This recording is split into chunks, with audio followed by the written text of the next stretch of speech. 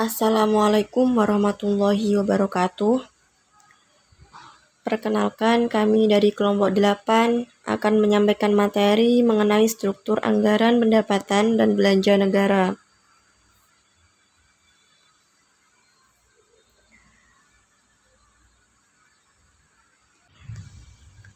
Dalam suatu negara, perencanaan anggaran sangat diperlukan.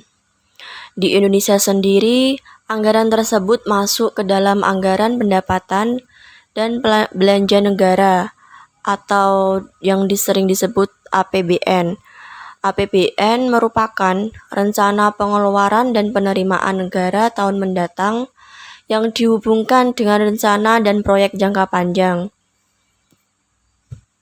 APBN merupakan rencana keuangan tahunan pemerintahan negara yang disetujui oleh Dewan Perwakilan Rakyat. APBN berfungsi sebagai otorisasi, artinya anggaran negara menjadi dasar untuk melaksanakan pendapatan dan belanja pada tahun yang bersangkutan. Selain itu, APBN berfungsi sebagai perencanaan, artinya anggaran negara menjadi pedoman bagi manajemen dalam merencanakan kegiatan pada tahun yang bersangkutan. Tujuan APBN yaitu untuk mengatur pendapatan dan pengeluaran. Anggaran dibuat untuk meningkatkan produksi dan kesempatan kerja, serta meningkatkan pertumbuhan ekonomi dan kemakmuran masyarakat agar bisa tercapai. Struktur APBN dibagi menjadi 6. Yang pertama, belanja negara, pembiayaan negara, pendapatan pajak, penerimaan negara bukan pajak atau PNBP, penyusunan APBN, dan yang terakhir pendapatan negara. Yang pertama yaitu belanja negara. Belanja pemerintah pusat adalah belanja yang digunakan untuk membiayai kegiatan pembangunan pemerintah pusat, baik yang dilaksanakan di pusat maupun di daerah. Belanja pemerintah pusat dalam APBN terdiri dari belanja pegawai, belanja barang, belanja modal, pembiayaan bunga utang, subsidi BBM dan subsidi non-BBM, belanja hibah, belanja sosial, termasuk penanggulangan bencana, belanja lainnya. Belanja daerah yaitu belanja yang dibagi-bagi ke pemerintah daerah untuk kemudian masuk dalam pendapatan anggaran pendapatan belanja daerah yang bersangkutan. Belanja daerah meliputi dana bagi hasil, dana alokasi umum, dana alokasi khusus, dan dana otonomi khusus. Selanjutnya yaitu pembiayaan negara yang akan disampaikan oleh rekan saya. Terima kasih. Assalamualaikum warahmatullahi wabarakatuh. Perkenalkan, nama saya Zulfatin Nisa, NIM 19505-194.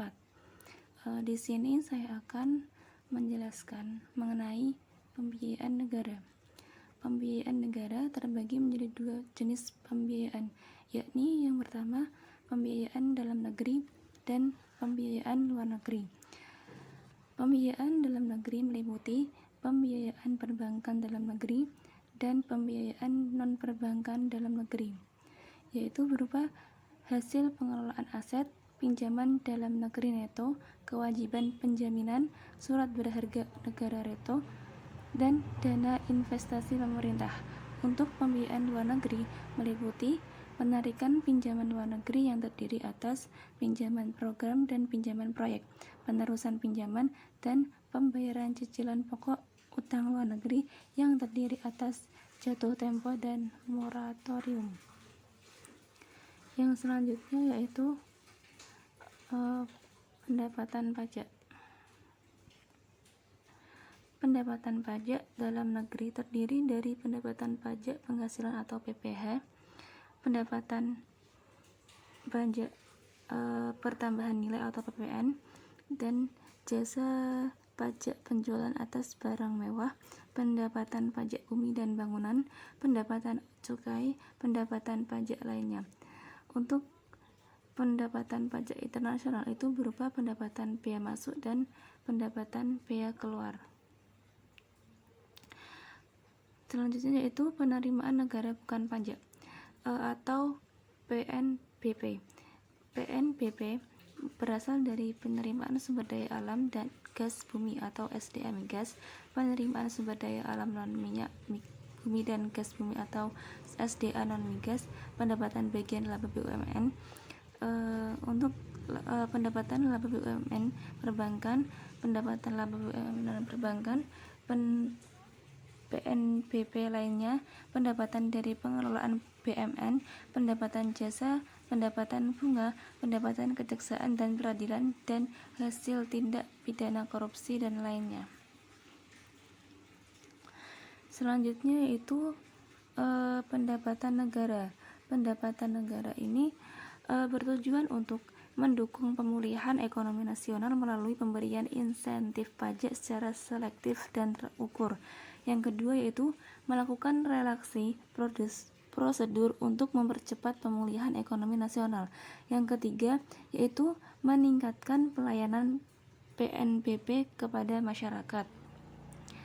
Pendapatan negara itu didapat melalui penerimaan perpajakan dan penerimaan bukan pajak. Untuk penerimaan perpajakan itu biasanya melalui kepabean dan cukai, penerimaan pajak dan hibah. Selain itu, pendapatan negara juga didapat melalui penerimaan negara bukan pajak dan lainnya. Contohnya, pendapatan Badan Layanan Umum atau BLU, pendapatan sumber daya alam atau SDA, pendapatan dari kekayaan negara dan hibah yang didapat.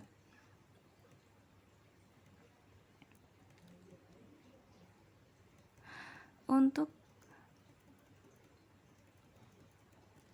pendapatan pada BUMN tahun 2021 itu meningkat 2,6% dari tahun sebelumnya, yaitu tahun 2019.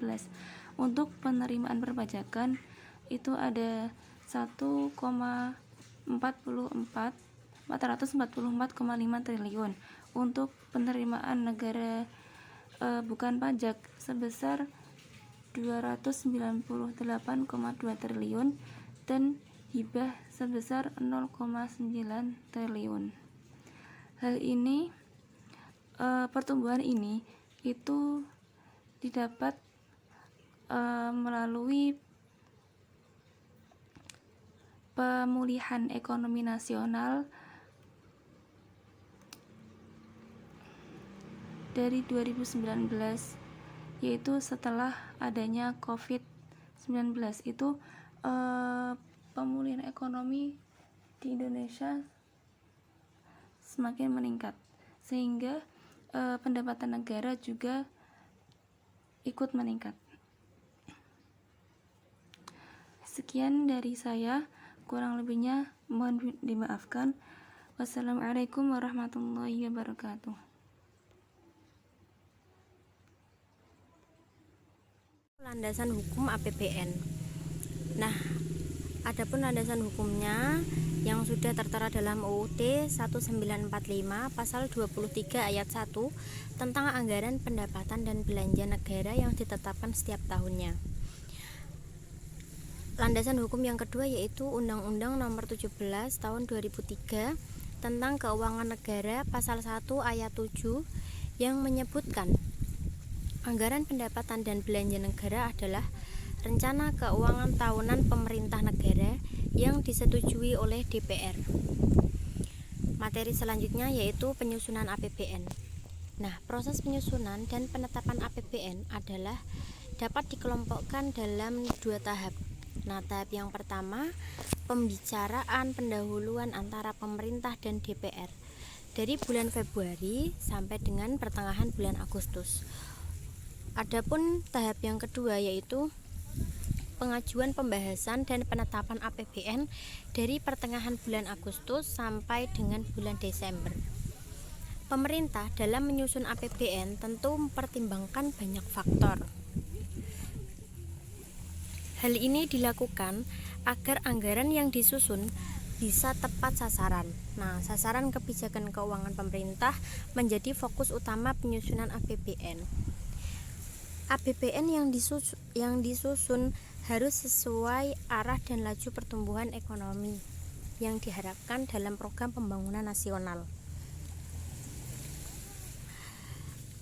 Adapun tujuan dari penyusunan APBN adalah sebagai pendapatan dan pembelanjaan sebagai pedoman pendapatan dan pembelanjaan negara dalam melaksanakan tugas kenegaraan untuk meningkatkan produksi dan kesempatan kerja dalam rangka meningkatkan pertumbuhan ekonomi dan kemakmuran masyarakat.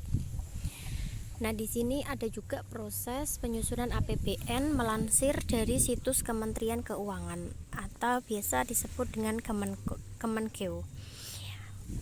Sebagai berikut. Untuk tahap yang pertama, perencanaan dan penetapan RAPBN yang disusun oleh kementerian atau lembaga yang dihasilkan rencana kerja pemerintah yang mengacu pada asumsi dasar ekonomi makro.